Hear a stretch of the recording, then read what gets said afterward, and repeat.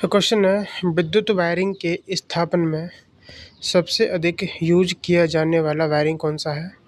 Loop in method है। विद्युत wiring के स्थापन में सबसे अधिक यूज किया जाने वाला वायरिंग कौन सा है? Loop in method. किस प्रकार की घरेलू वायरिंग को अस्थायी माना जाता है और आमतौर पर खुली वायरिंग स्थापना का यूज किया जाता है? तो वह क्लिट वायरिंग। किस प्रकार की घरेलू वायरिंग को अस्थायी माना जाता है और आमतौर पर खुली वायरिंग स्थापना के लिए यूज किया जाता है? उसे कहते हैं क्लीट वायरिंग। लेवलिंग में एक स्टेशन बिंदु होता है जहां लेवलिंग स्टाफ रखा जाता है। छत पर बनी संरचना के सबसे ऊपर वाले भाग को कहते हैं ridge beam. Shear failure in machinery is due to. किसी भी मशीनरी में शियर फेलियर किसकी वजह से होता है? डायगोनल क्रैक की वजह से। किसी भी मशीनरी चिराई में शियर फेलियर जो होता है वो डायगोनल क्रैक की वजह से होता है। इंस्पेक्शन चैम्बर का कवर होता है कास्ट आयरन का लाइट कवर। कास्ट आयरन का बना हुआ हल्का कवर होता है इंस्पेक्शन चैम्बर का cover. Double drainage kitchen sink. भाई डबल ड्रेनेज रसोई सिंक का चित्र कैसा होता है? देख लो, ये होता है डबल ड्रेनेज रसोई का सिंक जो होता है। सिंक ऐसे तो होता है, उसके अंदर ऐसे ही बना रहता है, इधर हैसिंग इधर हैसिंग बन गया। किस ट्रैप में वाटर सील की गहराई अधिक होती है? तो वह है इंटरसेप्टिंग ट्रैप। किस ट्रैप में वाटर सील की गहराई अधिक होती है? तो इंटरसेप्टिंग ट्रैप। अब केंद्रीय पंप में पंप सेट के सक्शन साइड में उपस्थित वायु को निकालने हेतु किसका प्रयोग किया जाता है? प्राइमिंग का। भाई सिंपल सी बात है। अब केंद्रीय पंप में पंप सेट के सक्शन साइड में उपस्थित वायु को निकालने के लिए प्राइमिंग का प्रयोग किया जाता है। नेक्स्ट, इसमें टोटी में आपको दिख रहा होगा क्वेश्चन मार्क जो बोल रहा है, इसे बोलते हैं कॉलर। ये कॉलर लगा हुआ है इसका, ठीक है। और ये कौन सा जॉइंट है? अब इस जॉइंट में जो एक नंबर है वो क्या है? वो सीम बेल्ट है। कैसा? सीम बेल्ट। और जो 2 नंबर है वो है फ्लैट बेल्ट। और 3 नंबर जो है वो है सिंगल वी बट बेल्ट। ये वी ऐसा बना हुआ ना, सिंगल वी बट बेल्ट हो गया, ये फ्लैट बेल्ट हो गया और ये सीम बेल्ट हो गया, ठीक है।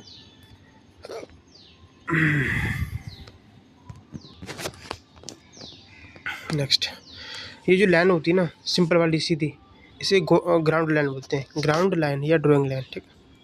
Gothic letter are mainly used for. Gothic letter का प्रयोग किस लिए करते हैं?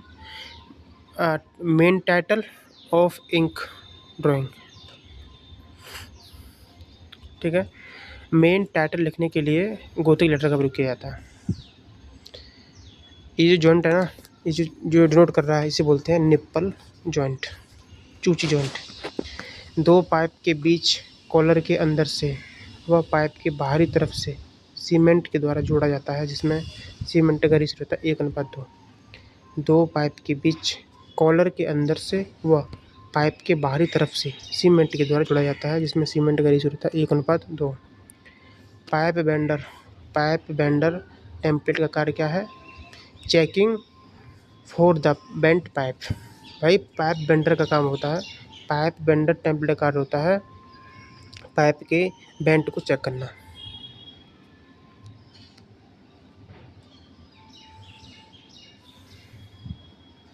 नेक्स्ट है, किस प्रकार के क्वेश्चन है, स्विच किस प्रकार के वायर के साथ जुड़ी होनी चाहिए? तो स्विच जो है फेज वायर, स्विच किस प्रकार के वायर के साथ जुड़ी होनी चाहिए? फेज वायर के साथ। स्विच हमेशा फेज वायर से कनेक्ट होनी चाहिए, न कि न्यूट्रल से। एक वायरिंग में एक बार में 2 लैंप ऑन करना चाहिए, इस वायरिंग को कहते हैं टनल वायरिंग। अगर एक वायरिंग में एक ही बार में 2 लैंप ऑन करना चाहिए तो इस प्रकार की वायरिंग को कहते हैं टनल वायरिंग। ये क्या है? ये 1 वे स्विच 3 पोल हो जाएगा। क्या हो जाएगा? 1 वे स्विच 3 पोल। 3 पोल तो है इसमें और 1 वे स्विच है। जब 2 धनात्मक आवेश को एक दूसरे के पास रखा जाए तो उनके बीच क्या होगा? रिपील हो जाएगा, रिपील। जब 2 धनात्मक आवेश को एक दूसरे के पास रखा जाता है ना, तो उनके बीच क्या होगा? Repeal.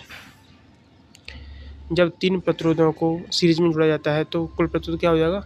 R1 R2 R3 = R। किस लेवल की दूरबीन को सर्वेक्षक द्वारा ऊर्ध्वाधर तल में कम मात्रा में घुमाया जाता है? किस लेवल की दूरबीन को सर्वेक्षक द्वारा वर्टिकल तल में कम मात्रा में घुमाया जाता है, उसे कहते हैं टिल्टिंग लेवल। पानी की आपूर्ति प्रणाली में व्यवस्था का नाम क्या कहते हैं? Pumping system. भाई वाटर सप्लाई की व्यवस्था को क्या कहते हैं? पंपिंग सिस्टम कहते हैं। चित्र जो दिख रहा है आपको ये ऐसे होता है, ठीक है। पंपिंग सिस्टम का चित्र ये होता है। सुपरफ्लोज डायमेंशन इज ये। सुपरफ्लोज डायमेंशन क्या होती है? एक अननेसेसरी डायमेंशन होती है। ये चित्र किसका है भाई? ये है सोक पिट गड्ढे का, ठीक है। लैट्रिन का गड्ढा जो होता है सिंक उसका, सेप्टिक टैंक का। नेक्स्ट, इन पाइपों के किसी थ्रेडिंग की जरूरत नहीं होती। भाई किस प्रकार के पाइप में थ्रेडिंग की आवश्यकता नहीं होती है? तो पीवीसी पाइप। आरसीसी पाइप के रखरखाव में कम खर्च होता है। 90 डिग्री के कोण पर विभिन्न व्यास के दो पाइपों को जोड़ने के लिए किसका प्रयोग करते हैं? Reducer elbow. 90 डिग्री के कोण पर विभिन्न व्यास के दो पाइपों को जोड़ने के लिए किस पाइप फिटिंग का यूज़ करते हैं? रिड्यूसर एल्बो का। ये चित्र किसका? स्टड का। रिपीट हो चुका है, स्टड। और ये क्या है भाई? देखो इसका हो जाएगा ये चित्र, और इसका ये, और इसका ये। ध्यान देना, ये मैचिंग में आता है। दे देगा इधर ये चित्र, दे देगा इधर ये चित्र, दे देगा। मैच करना है तो इसका सही चित्र कौन सा है? इसका हो जाएगा ये, ठीक है। मतलब यहाँ पे ये कहना चाह रहा है यहाँ पे जॉइंट कैसे लगेगा? ऐसे लगेगा, और यहाँ पर ऐसे। जब ये ऐसे नीचे दे रखा हो तो ऐसे, ऊपर दे रखा हो तो रट लेना। ध्यान देना, एक एक करके देखेंगे हम लोग। देखो अगर ये वाला चीज़ नीचे है, देखो अगर ये वाली चीज़ नीचे की तरफ मुँह है इसका कुप्पी का, तो ये बनेगा ऐसा इधर राइट साइड में। अगर यही अगर ऊपर है तो लेफ्ट साइड में बनेगा। अगर ये दोनों तरफ ऊपर नीचे तो कहाँ बनेगा? दोनों तरफ बन जाएगा, ठीक है ना। सिंपल है। नेक्स्ट, ये किसका चित्र है भाई? ऐसे कि एक कंटेनर में ऐसे पानी भरा हुआ है, डॉटर पानी। तो ये तरल लिक्विड को दर्शा रहा है। लिक्विड सरफेस फिनिश को दर्शाते हैं ट्रायंगल से। भाई सरफेस की फिनिशिंग को त्रिभुज से दर्शाते हैं। बहुत अच्छा क्वेश्चन है। Extra void ratio narrow line का रेशियो क्या होता है? भाई एक्स्ट्रा वाइड लाइन और नैरो लाइन रेशियो होता है 4:2:1। जल में तैरती अशुद्धियों के लिए घनत्व पानी से कम होता है। जो जल में अशुद्धियाँ तैर रही हैं उसका घनत्व पानी से कम होता है, तो वो तैर पाती हैं। पाइपों का आकार होता है सर्कुलर। जो पाइप होते हैं उनका आकार कैसा होता है? सर्कुलर। और ये चित्र आप देख पा रहे हो स्क्रीन पर, ये कैसा है? ये सॉकेट का। किसका? सॉकेट है ये। कंड्यूट पाइप को लगाते समय कंड्यूट की एक न्यूनतम बंकन त्रिज्या होती है 7.5 सेंटीमीटर। कंड्यूट पाइप को लगाते समय कंड्यूट की एक न्यूनतम बंकन त्रिज्या 7.5 सेंटीमीटर होती है। सीढ़ी केस वायरिंग, मतलब स्टेयर की बात कर रहा है, जीने पर वायरिंग करनी है। इसके लिए कौन सी स्विच इस्तेमाल होगी? 2 वे स्विच।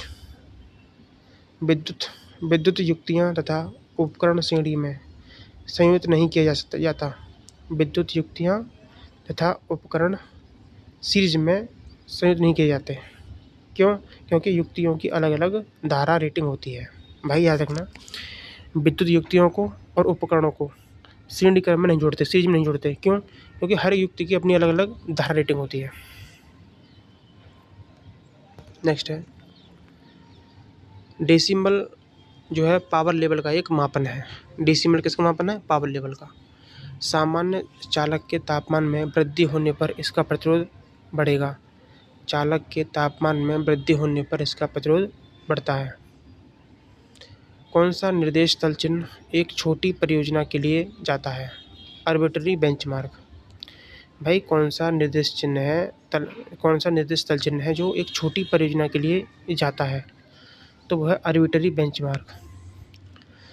यदि डॉट का केंद्र स्प्रिंग रेखा पर आधारित है तो यह एक सेमी सर्कल आर्च होगी। यदि डॉट का जो केंद्र है स्प्रिंग रेखा पर ही है, डॉट का केंद्र स्प्रिंग रेखा पर आधारित है, तो उसे सेमी सर्कल आर्च कहते हैं। जंक्शन का अर्थ होता है एक मुख्य दीवार और विभाजित दीवार का जॉइंट। ये जो चित्र आप देख रहे हो ना, इधर ये पूरे एक एरिया में पानी का डिस्ट्रीब्यूशन हो रहा है, ठीक है। इसको बोलते हैं ग्रिड आयरन सिस्टम, व्यवस्थित तरीके से होता है। नीचे वाला चित्र देखो ध्यान से, यह है फ्लश हाइड्रेंट का चित्र। Flush hydrant 2 point perspective is also known as. 2 point perspective को क्या कहते हैं? एंगुलर पर्सपेक्टिव कहते हैं। ये चित्र जो है ये कैसा है? यह है इंटरसेप्टिंग ट्रैप का। कैसा? Intercepting trap. The function of a pump is, किसी भी पंप का फंक्शन होता है क्या होता है? तरल को उच्चतर स्तर या उच्चतर दाब तक उठाना। भाई पंप का ये तो काम होता है, किसी भी लिक्विड को हायर लेवल पर उठाना या उच्च दाब पर उठाना। पाइपों के अस्थायी जोड़ बनाने के लिए युक्ति जो होती है यूनियन, पाइपों का एक टेम्परेरी जॉइंट बनाने के लिए यूनियन का प्रयोग करते हैं। इनमें से कौन सी पाइप ड्रेन पाइपों के लिए सबसे आम पसंद है? तो ABS पाइप जो है ड्रेन पाइप में यूज़ की जाती है। फ्यूज बोर्ड के बिना स्विच, अब ये कह रहा है स्विच है लेकिन बिना फ्यूज बोर्ड के। फ्यूज बोर्ड के बिना स्विच चित्र बनेगा ये, ठीक है, देख लो ध्यान से।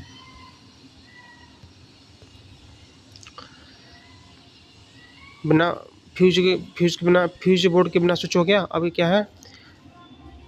अब फ्यूज बोर्ड जो है वो कैसा है? स्विच सहित। तो क्या करेंगे? उसमें आधे पर हैचिंग कर देंगे, ठीक। और फिर अगर कहेगा स्विच रहित बिना स्विच के फ्यूज बोर्ड, तो पूरी पैचिंग कर देंगे, ठीक है। अंतिम कौन सा है? स्विच मुख्य, ये यहाँ मुख्य आ गया, मुख्य फ्यूज बोर्ड स्विच सहित। मुख्य फ्यूज बोर्ड भी है और स्विच भी साथ में है, तो ऊपर रहेगा डार्क, नीचे रहेगा खाली। दोबारा एक बार देख लें, देखो इस पहले वाला क्या था? स्विच के बिना फ्यूज बोर्ड था वो, ठीक। तो उसमें दोनों ही खाली थे। कैसा था वो? ऐसा था, ये ऐसे था और ऐसा था। ये था स्विच के बिना फ्यूज बोर्ड था। अब कौन सा है? अब यहाँ पे वितरण फ्यूज बोर्ड आ गया। ये वितरण फ्यूज बोर्ड है, वो भी स्विच के सहित, स्विच के साथ, तो ये बन जाएगा, ठीक है, आधा हैचिंग। अगला वितरण फ्यूज बोर्ड है लेकिन बिना स्विच के, ये दोनों एक ही चीज़ है, अंतर दोनों अलग है। यहाँ पे पूरी पैचिंग कर देंगे। जब भी रहित बोलेगा मतलब बिना स्विच के वितरण बोर्ड, तो पूरे पैचिंग हो जाएगी।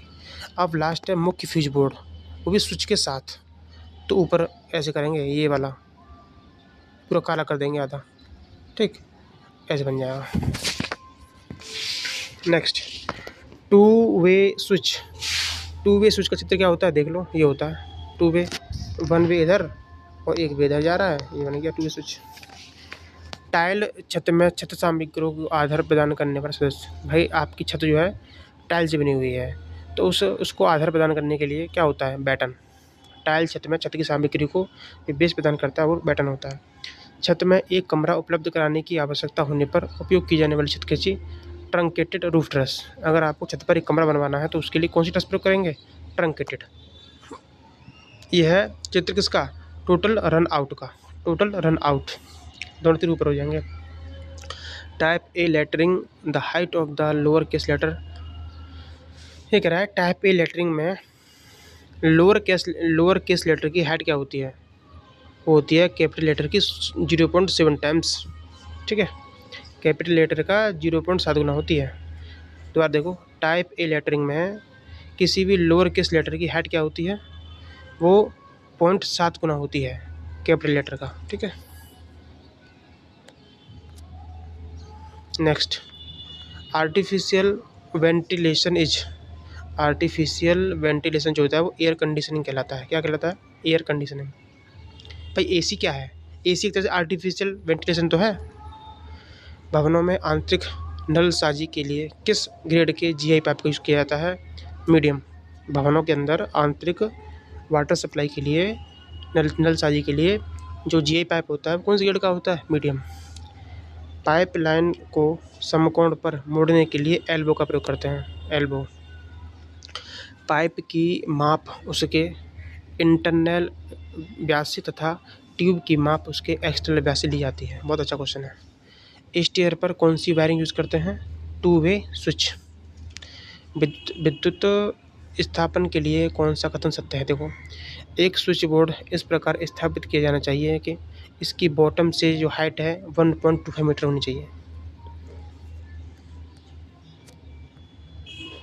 वायरिंग स्थापन के परीक्षण के लिए विद्युत रोधन प्रतिरोध को यह सूचित करें कि निर्धारित मान से अधिक लीकेज धारा अर्थ में प्रभावित नहीं होता है। देखो कह रहा वायरिंग इंस्टॉलमेंट के परीक्षण के लिए विद्युत रोधन प्रतिरोध को यह सुनिश्चित करें, क्या सुनिश्चित करें, निर्धारित मान से अधिक लीकेज धारा अर्थ में प्रभावित नहीं होता है। एक अर्धचालक के प्रतिरोध का तापमान गुणांक नेगेटिव होता है। एक अर्धचालक के प्रतिरोध का तापमान गुणांक नेगेटिव होता है। डीसी परिपथ में संधारित्र की तरह व्यवहार करता है। तो डीसी परिपथ में संधारित्र की तरह व्यवहार करता है, वो हो जाएगा ओपन सर्किट। लेबलिंग में पृथ्वी की सतह पर वस्तुओं को खोजने की कला है। लेबलिंग में पृथ्वी की सतह पर वस्तुओं को खोजने की कला क्या हो जाएगी? Relative height and depth. भाई relative height and depth method जो है वो लेबलिंग में पृथ्वी की सतह पर वस्तुओं को खोजने की कला है। जरीब के तार का डायमीटर क्या होता है? 4 mm। जरीब के तार का डायमीटर 4 mm होता है। 1 वर्ग मील बराबर होता है 2.59 किलोमीटर स्क्वायर। 1 वर्ग मील बराबर 2.59 किलोमीटर स्क्वायर। रैकिंग बॉन्ड क्या है? एक डायगोनल बॉन्ड है। रैकिंग बॉन्ड डायगोनल बॉन्ड है, ठीक है। नेक्स्ट, अनड्रेस्ड और रफली dressed stone are used in rubble machinery. Undressed और रफली ड्रेस्ड स्टोन जो होता है इसका प्रयोग हम रबल मशीनरी में करते हैं। प्रत्येक चेन में होते हैं कितने? 10 arrow. Reduced level also known. Reduced level क्या कहते हैं? एलिवेशन पॉइंट कहते हैं। विद्युत मात्रा बराबर क्या होता है? Current into time. एक समांतर प्लेट संधारित्र में यदि एक डाई इलेक्ट्रिक स्लैब प्रस्तावित किया जाता है तो प्लेटों के बीच विभवांतर डिक्रीज कम हो जाएगा। एक समानांतर प्लेट संधारित्र में यदि एक डाई इलेक्ट्रिक स्लैब प्रस्तावित किया जाता है तो प्लेटों के बीच का विभवांतर डिक्रीज हो जाएगा।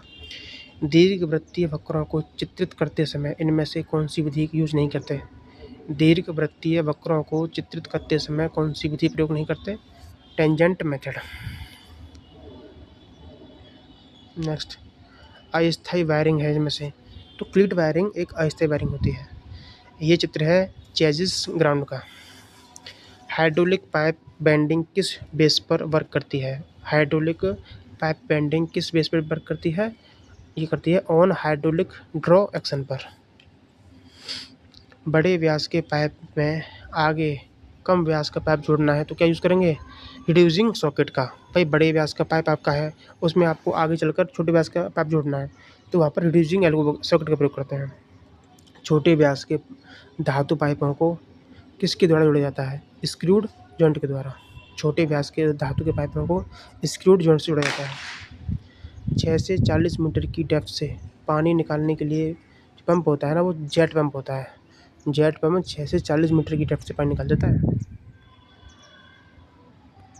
नेक्स्ट, एक ड्राइंग के लिए एक सतत संकीर्ण रेखा जो आकृतियों का चित्रात्मक प्रदर्शन और अतिरिक्त अल्फा न्यूमेरिक और लिखित निर्देशों के बीच एक स्पष्ट तरीके से संबंध स्थापित करती है, उसे कहते हैं लीडर लाइन।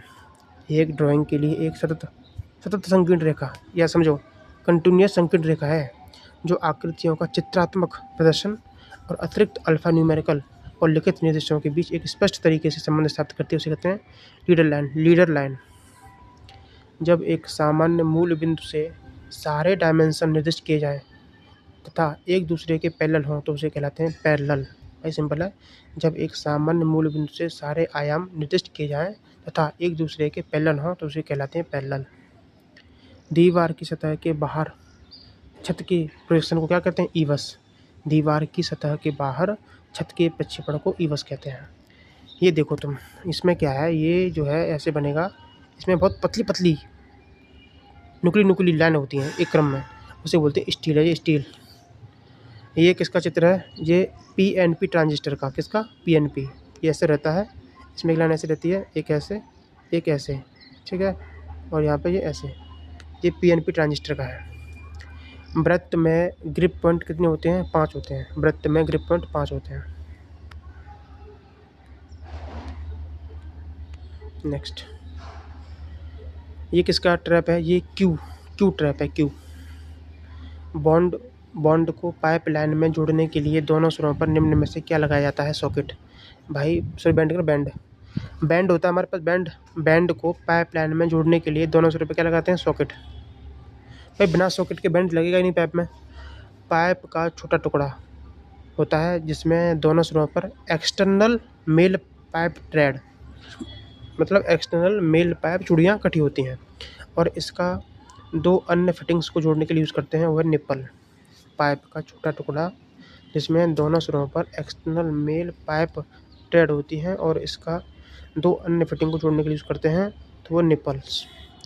जब किसी ड्रेनेज सिस्टम में पानी की सील टूटी होती है तो बदबू इमारत में पलटकर वापस आ जाती है। ये देखो, ये जो दिखना चित्र, इन विमाओं में एरर है। ठीक है, तो कैसे पता करेंगे हम, कैसे कौन सी एरर है? देखो चित्र में देखो, यहाँ पे ध्यान से देखना। तो यहाँ पे देखो, यहाँ पे लिखा है 140, बाद में 100। ऐसे तो होता है क्या कभी? भाई पहले 100 लिखना चाहिए था और बाद में यहाँ पर 140 आता। ये गलत है भाई। जो पहले छोटी डायमेंशन वो पहले लिखी जाती है। यहाँ 100 की जगह 140 होगा, यहाँ पे 100 होगा ऊपर। ये गलत हो गया। और यहाँ पे अगर देखो आप तो 40, 80, 70, 190 होता है। ठीक है, और 190 को ऐसे नहीं लिखा जाता है। जब ये सब लिख दिया था जहाँ पे कोष्टक में 190 लिखते, तो ये सारी डायमेंशन गलत है। ठीक, ये मैंने यहाँ पे लिखा हुआ है। ये चित्र किसका है भाई? ये चित्र है भाई, ध्यान से देख लो। इधर से सांच लगे हुए हैं, पानी आ रहा है। ये चित्र है भाई। तो 3 लाइनें इसमें, 1, 2 और 3। तो ये हो जाएगा वन पाइप सिस्टम का, वन पाइप सिस्टम। ठीक है, आगे चलते हैं। उपयोग की जाने वाली ड्राइंग शीट का जो आकार है ना, वो खींची जाने वाली वस्तु के आकार और उपयोग किए जाने वाले पैमाने पर डिपेंड करता है। ठीक है ना। जो हम ड्राइंग शीट का जो आकार है जो यूज करते हैं, वो किस पर डिपेंड करता है? वो डिपेंड करता है कि हम उसमें कौन सी वस्तु का आकार बना रहे हैं उस पर, और पैमाने पर। टी स्क्वायर का हेड या स्टॉक किससे मिलकर बना होता है? तो आंसर है इसका लकड़ी या सेलुलोइड से। टी स्क्वायर का जो हेड, जिसे स्टॉक बोलते हैं, ये वाला हेड स्टॉक, ये किससे मिलकर बना होता है? ये बनता है लकड़ी या सेलुलोइड का। टी स्क्वायर चित्र में देखो, इसको बोलते हैं स्टॉक बोलते हैं। ठीक, 90 डिग्री में जुड़ा होता है ब्लेड से। ये ब्लेड होता है। ब्लेड के ऊपर वाले हिस्से को क्या बोलते हैं? Working as.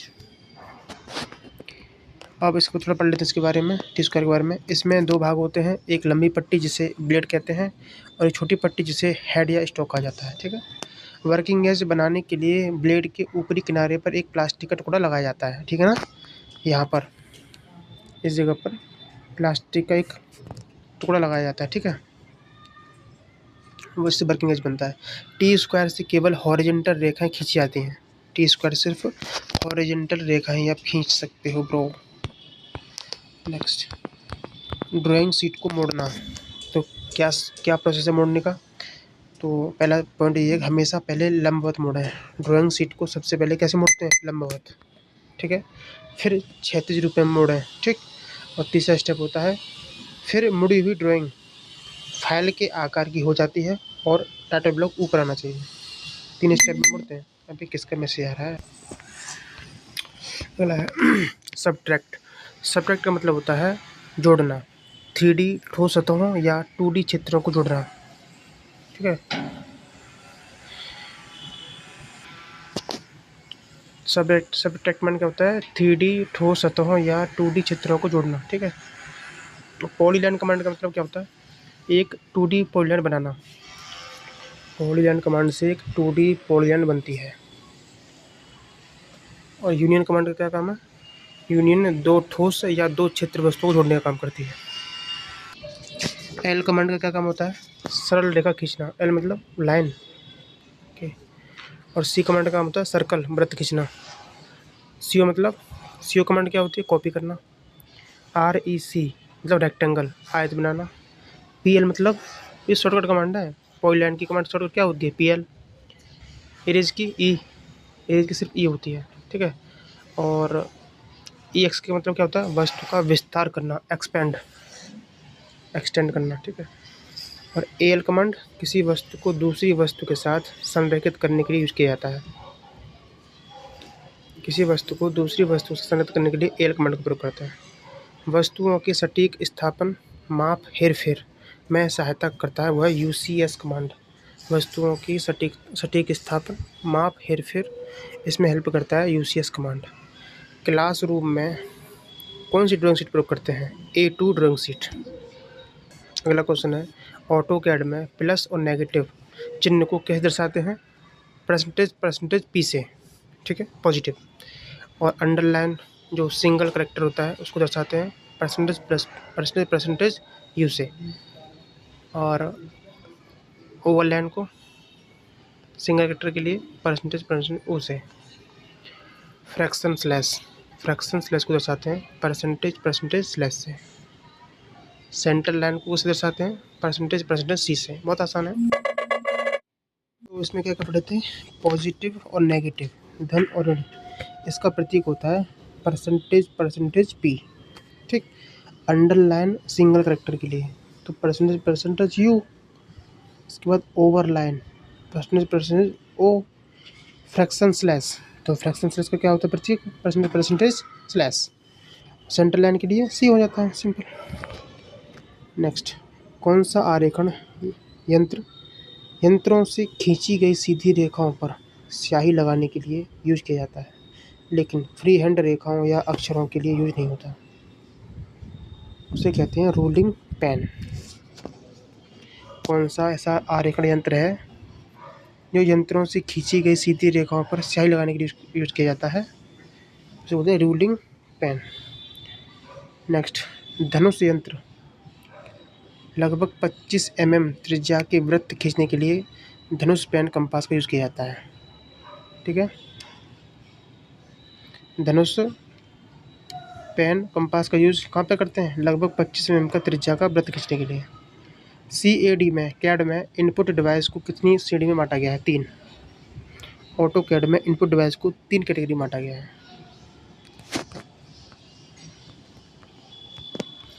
ड्राइंग में गोले की त्रिज्या को दर्शाते हैं SR से। ड्राइंग में गोले की त्रिज्या, गोला मतलब स्फेयर त्रिज्या को R बोलते हैं तो SR। ऐसी वृत्त की त्रिज्या को दर्शाते हैं 5R से। पुराने फाइल नाम को नए फाइल नाम से बदलने के लिए कमांड होती है रीनेम कमांड, REN बोलते हैं उसको। एक आर्क कमांड में जीवा की लंबाई होती है प्रारंभ और अंतिम बिंदु के बीच की सीधी दूरी। एक आर्क कमांड में जीवा की लंबाई क्या होती है, प्रारंभ और अंतिम बिंदु के बीच की सीधी दूरी। जो दो असमांतर रेखाओं को एक बेबल रेखा खींचकर जोड़ती है उसे कहते हैं चैम्फर। भाई बेबल रेखा जब भी आ जाए ना तो आंसर क्या आएगा, चैम्फर। जो दो असमांतर रेखाओं को एक बेबल रेखा खींचकर जोड़ती है उसे चैम्फर कमांड कहते हैं। एक कमांड जिसका यूज बिंदु चयन जैसे अंतिम बिंदु, स्पर्श रेखा आदि को बहुत शुद्धता से दर्शाने के लिए करते हैं वह ओ स्नैप कमांड। एक कमांड जिसका यूज बिंदु का चयन करने के लिए जैसे अंतिम बिंदु हो गया, स्पर्श रेखा हो गई आदि को बहुत एक्यूरेसी दर्शाने के लिए यूज करते हैं ओ स्नैप। ये कौन सा डिवाइडर है, यह डिवाइडर में क्या होता है ना, इधर और इधर सेम नुकीली पेन वो होती है, किनारे अंदर रिबट लगा रहता है, डिवाइडर बोलते हैं।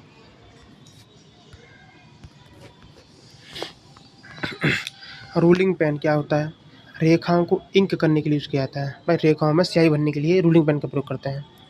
और लेड केस का क्या यूज है, पेंसिल की लेड केस क्या है, पेंसिल की लेड को रखने के लिए। भाई एक तरह से सूटकेस जैसा होता है, ये डिब्बी होती है, डिब्बी नटराज की डिब्बी आती थी ना, वैसे ही पेंसिल की नोक को रखने के लिए इसे पेंसिल रख देते हैं इसमें।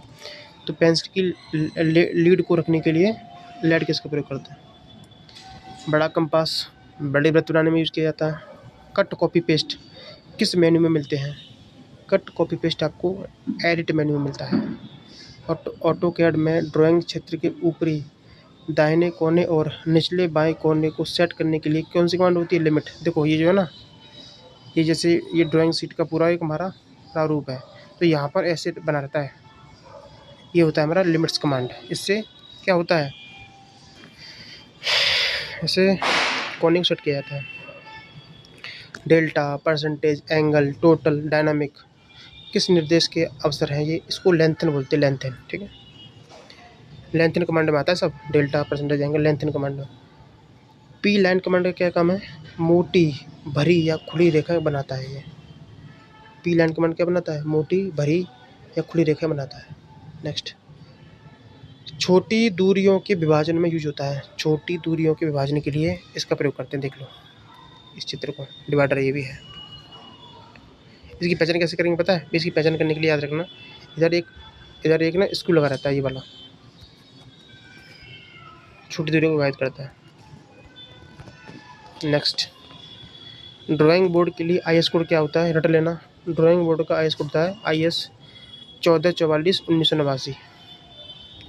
IS कोड 1444/1989 के अनुसार ड्राइंग बोर्ड का साइज, ये ड्राइंग बोर्ड अलग है, थोड़ा सा ध्यान देना। ये IS कोड 1444/1989 के हिसाब से ओल्ड वर्जन है, देख लेते हैं फिर इसको। तो D0, D1, D2, D3 चार ही होते हैं। तो इसका सबसे बड़ा साइज क्या है, D0 वाला 1270 और 920 और 22। देखो इसमें क्या, बहुत आसान है, इस सारे ड्राइंग जो बोर्ड है ना, इन सब का थिकनेस सेम है, 22, 22, 22, 22। ठीक है, अब शुरू का याद कर लो, 1270, 920, 650 और 500, क्योंकि इतना याद हो पाएगा आपसे। ठीक है, 1270, 920, 650 और 500। एक दीर्घखंड लघु डैश तथा एक और दीर्घखंड से रेखांकित रेखा है, सेंटर एक्स बोलते हैं उसको। एक दीर्घखंड लघु डैश तथा एक और दीर्घखंड से रेखांकित रेखा है, वो उसे बोलते हैं सेंटर एक्सिस। पैमाना कितने प्रकार का होता है, इसके लिए पूछे तो कितना, 5 प्रकार का। प्रोट्रैक्टर की अनुपस्थिति में कोण किससे बनाते हैं, स्केल ऑफ कोण से। अगर आपके पास चांदा नहीं है, उसकी जगह पर किससे एंगल बनेगा, स्केल ऑफ कोण से। बहुत ईजी है ये तो। नेक्स्ट है, देख लो ऐसा होता है, स्केल ऑफ कोण दिख रहा है, ये स्केल ऑफ कोण है चित्र। कौन सा कमांड 2D ड्राइंग को 3D में बदल देता है, तो रिवॉल्व कमांड होती है वो। SC कमांड क्या होती है, इस कमांड का यूज किसी वस्तु के पैमाने को बदलने के लिए किया जाता है। भाई ऐसी मतलब स्केल है ना, तो स्केल कमांड का प्रयोग कहाँ पे करते हैं, इसका यूज किसी वस्तु के पैमाने को, स्केल को बदलने के लिए किया जाता है। एरे कमांड क्या होती है, इस कमांड का यूज विभिन्न प्रतियां तैयार करने के लिए, मतलब फोटो कॉपी तैयार करने के लिए करता है। CHA कमांड को बोलते हैं चैम्फर। ये क्या है, तेज कोने में तिरछे किनारों को जोड़ने के लिए किया जाता है। भाई तेज कोनों में तिरछे किनारों को ऐड करने के लिए चैम्फर कमांड का, मतलब किनारों को चैम्फर किया जाता है, जैसे गोल। मान लो ये है, ये कोई हमारा ये है, इसको गोल करना है, ठीक है, इस कोने को, तो चैम्फर कमांड का प्रयोग करता है तिरछे किनारों को जोड़ने के लिए, किनारों को तिरछा करने के लिए। ऑफसेट कमांड क्या है, दी गई वस्तु के समानांतर एक नई वस्तु बनाना। ऑफसेट कमांड का मतलब ये होता है, दी गई वस्तु के पैरेलल दूसरी वस्तु को बनाना। POL कमांड क्या होती है, पॉलीलाइन कमांड बोलते हैं इसको, POL को। ये बहुभुज बनाने के काम आती है। नेक्स्ट है CO को बोलते हैं कॉपी कमांड क्या है, ऑटोकैड में इसका यूज ऑब्जेक्ट को कॉपी करने के लिए किया जाता है। अब नेक्स्ट है, ये जो यंत्र है ना, इसे बोलते हैं लेंथनिंग बार। क्या बोलते हैं, लेंथनिंग बार। मिनी ड्राफ्टर किस उपकरण का एक कार्य नहीं करता, ये कंपास का। भाई मिनी ड्राफ्टर कंपास का काम नहीं करता है। एक ड्राइंग में व्यक्ति कितने DPI प्रिंट करता है, एक ड्राइंग में व्यक्ति 1200 DPI प्रिंट करता है, डॉट पर इंच। वह उपकरण जो छोटी दूरियों को मार्किंग और विभाजन में यूज होता है, ऐसा उपकरण जो छोटी दूरियों की मार्किंग करता है और विभाजित करता है, उसे छोटा कंपास कहते हैं। बड़े वृत्त और चाप के लिए बड़ी कंपास का चित्र देखो ये होता है। इसमें क्या होता है, इस बार इसको याद कर लो, इसमें थोड़ा सा ऐसा रहता है इसके, ये बड़ी कंपास का चित्र है, हल जैसा। विभिन्न प्रकार की ड्राइंग बनाने में यूज मशीन, ड्राफ्टिंग मशीन। विभिन्न प्रकार की ड्राइंग बनाने के लिए जो मशीन यूज की जाती है वो ड्राफ्टिंग मशीन होती है। लाइन या ऑब्जेक्ट को लंबा या छोटा करने के लिए यूज होता है स्ट्रेच कमांड। किसी भी लाइन को या ऑब्जेक्ट को लंबा या छोटा करना है तो स्ट्रेच कमांड का प्रयोग किया जाता है, स्ट्रेचिंग। नेक्स्ट है, मैक्सिमाइज, मिनिमाइज और क्लोज बटन ये कहाँ मिलते हैं? टाइटल बार में मिलते हैं। मैक्सिमाइज करना, बड़ा करना, छोटा करना और क्लोज करना ये टाइटल बार के बटन है। फोल्डिंग ड्राइंग सीट, अब ड्राइंग सीट को आपको फोल्ड करना है, उसके लिए आईएस कोड होता है 11,664/1986। 11,664/1986। अब ये जो चीज़ आप देख रहे हैं मशीन, ये ड्राफ्टिंग मशीन का चित्र है। कैसा? Drafting machine. ऊपर इसमें मिनी ड्राफ्टर लगा हुआ है, नीचे स्टैंड है, देख लो।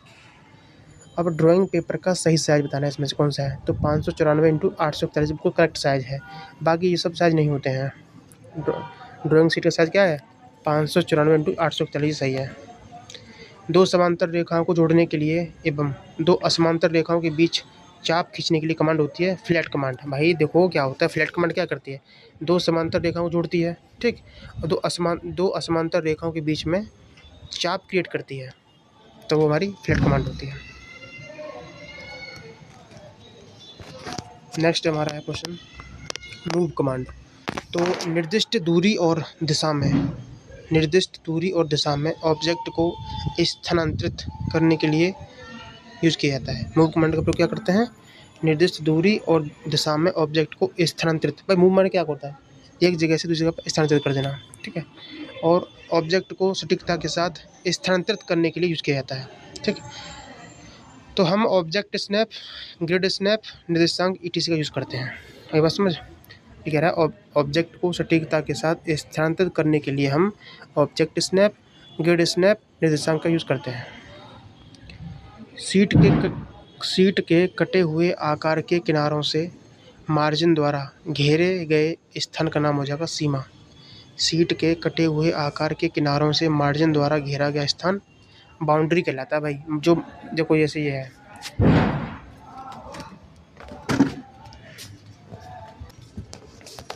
कुछ सीट है, मान लीजिए ड्राइंग सीट है, ठीक है। अब इसे किनारों से जो मार्जिन छोड़ा जाता है ना, इसे बोलते हैं बाउंड्री, सीमा, ठीक है। कौन सा CAD प्रणालियों में प्रयुक्त कर्सर नियंत्रण उपकरण नहीं है, मतलब कर्सर को कंट्रोल करने वाला उपकरण नहीं है, तो वह है पेन प्लॉटर। CAD या CAM एप्लीकेशन में यूज होने वाला हार्डवेयर उपकरण कौन सा हो जाए? भाई ऑटोकैड में यूज होने वाला हार्डवेयर उपकरण क्या है? सेकंड, तो ऑटोकैड में यूज होने वाले हार्डवेयर उपकरण कौन से ये होते हैं? एब्सोल्यूट टच पैड, ये भी हार्डवेयर है, thumb wheel, mouse, track ball, light pen, relative touch pad, ठीक है, डिस्प्लेसमेंट जॉयस्टिक, फोर्स जॉयस्टिक, सारे इनपुट डिवाइस जो हैं जो टच कर सकते हैं सारे, ये जो है ऑटोकैड के हार्डवेयर है। अब देखो ये कमांड कौन सी है? रोटेट, ये रोटेट कमांड है। क्या काम है इसका? आधार बिंदु के चारों ओर वस्तु को घुमाने का काम करती है, बेस के चारों ओर। ये मिरर, ठीक है, इधर भी सेम है, इधर भी सेम है। शीशा, शीशे के सामने कोई वस्तु रखी है, मान लो इस तरह रखी है, तो वो इधर भी तो ऐसे दिखेगी, मिरर हो गया। स्केल कमांड क्या है? मान लो ये कोई ड्राइंग शीट थी बहुत बड़ी, स्केल ने इसको छोटा कर दिया, देखो तो ये स्केल हो जाएगा।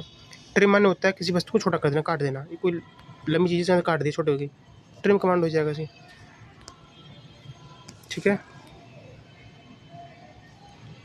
नेक्स्ट,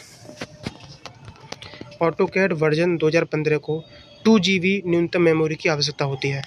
जो ऑटोकैड 2015 वाला था ना वर्जन, उसके लिए 2 GB मेमोरी की आवश्यकता, ठीक है। नेक्स्ट, MS पावर पॉइंट में निम्न में से हेडर और फुटर का यूज करके प्रेजेंटेशन में डाला जाता है। MS पावर पॉइंट में निम्न में से हेडर और फुटर का यूज करके प्रेजेंटेशन में डाला जाता है। तो हेडर फुटर का यूज करके प्रेजेंटेशन में क्या डालते हैं? डेट, टाइम, स्लाइड नंबर और text in the footer. Footer में टेक्स्ट डालते हैं और स्लाइड नंबर डालते हैं, डेट और टाइम डालते हैं, ठीक है। एक्सटेंशन कमांड का शॉर्टकट की क्या है? EX। अब यहाँ पे एंगल पूछा है ये, ठीक है, ये तो पूरा 180 का अंश का होता है, ठीक है। यहाँ पे लेकिन पूछा किसका है? हमसे इसका पूछा है, तो यहाँ से 180 में से ये घटा देंगे। अब ये कौन सा वाला हमारा वो है? सेट स्क्वायर, तो ये लंबी चौच है ना, पे 30 का होगा, ये कन्फर्म है। तो 180 में से 30 गया तो 150 आ जाएगा। भाई दो तो सेट स्क्वायर होते हैं, एक 45 का, एक 30-60 का, तो 30-60 वाला है। क्षैतिज और ऊर्ध्वाधर दिशा में कर्सर की गति को बाधित करता है ऑर्थो कमांड। भाई क्षैतिज, हॉरिजॉन्टल और वर्टिकल डायरेक्शन में कर्सर के मूवमेंट को जो कंट्रोल करता है वो होता है ऑर्थो कमांड। एक ड्राइंग शीट पर वृत्त खींचता है। भाई एक ड्राइंग शीट पर वृत्त कैसे खींचते हैं हम? गोल प्रकार से। गोल प्रकार को क्या बोलते हैं? कंपास। ठीक है। नेक्स्ट पॉइंट है ऑर्थो मोड में रेखाएं परपेंडिकुलर खींची जाती हैं। ऑर्थो मोड अगर एक्टिवेट है तो रेखाएं परपेंडिकुलर खींची जाती हैं। ऑटोकैड में जब तुम्हें एक नई ड्राइंग शुरू करनी हो तो किस प्रकार की रेखा यूज़ करते हैं? तो कंटिन्यूस रेखा का प्रयोग किया जाता है। एक यौगिक वस्तु को उसके घटक वस्तुओं में तोड़ने के लिए कौन सी ऑटोकैड की कमांड होती है? भाई यौगिक वस्तु को उसके घटक वस्तु में तोड़ना है तो एक्सप्लोड कमांड का प्रयोग करते हैं तोड़ने के लिए।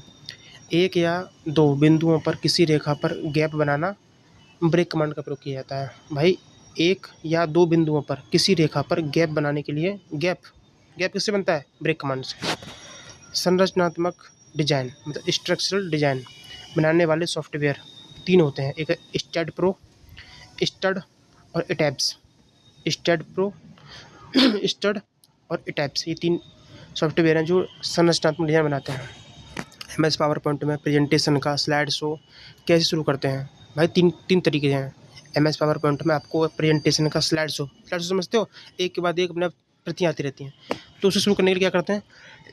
3 तरीके। पहला करंट स्लाइड से शुरू कर सकते हैं, दूसरा फर्स्ट स्लाइड से शुरू करते हैं और तीसरा किसी भी स्लाइड से, any slide using custom option. Custom option का यूज़ करके आप किसी भी स्लाइड से शुरू कर सकते हैं। पहली स्लाइड से शुरू कर सकते हैं और करंट स्लाइड से शुरू कर सकते हैं। बहुत आसान है। नेक्स्ट है ये चिन्ह किसका है? देखो ये बहुत सिंपल है। किनारे को क्या किया जाता है? कर्व शेप दी जा रही है, मतलब किनारे को गोल किया जा रहा है, तो उसे फ्लैट कमांड बोलते हैं। नेक्स्ट ये चिन्ह किसका है? रेक्टेंगुलर एरे का। भाई 4 प्रतियां बनी है ना, एरे मतलब क्या है? फोटोकॉपी। तो एक फोटो की 4 कॉपी बना दी तो रेक्टेंगुलर शेप में है। सेट स्क्वायर की सीधी सतह के कितने भाग होते हैं? 3। सेट स्क्वायर 3 सतहों से बना होता है। सेट स्क्वायर की कितनी सतह होती हैं? 3। सेट स्क्वायर का यूज़ कहाँ पे करते हैं? देखो क्षैतिज रेखाओं को छोड़कर सभी सीधी रेखा खींचने के लिए सेट स्क्वायर यूज़ करते हैं। क्षैतिज से 30 डिग्री, 60 डिग्री, 90 डिग्री पर लंबवत रेखाएं सेट स्क्वायर यूज़ करके खींची जाती हैं। भाई अगर कोई कहे क्षैतिज से 30 डिग्री, 60 डिग्री, 90 डिग्री पर आपको लंबवत रेखा खींचनी है तो उसका प्रयोग करेंगे सेट स्क्वायर का। सेट स्क्वायर का यूज़ करके लंबवत रेखा या क्षैतिज से 45 और 90 डिग्री पर झुकी हुई रेखाएं खींची जा सकती हैं।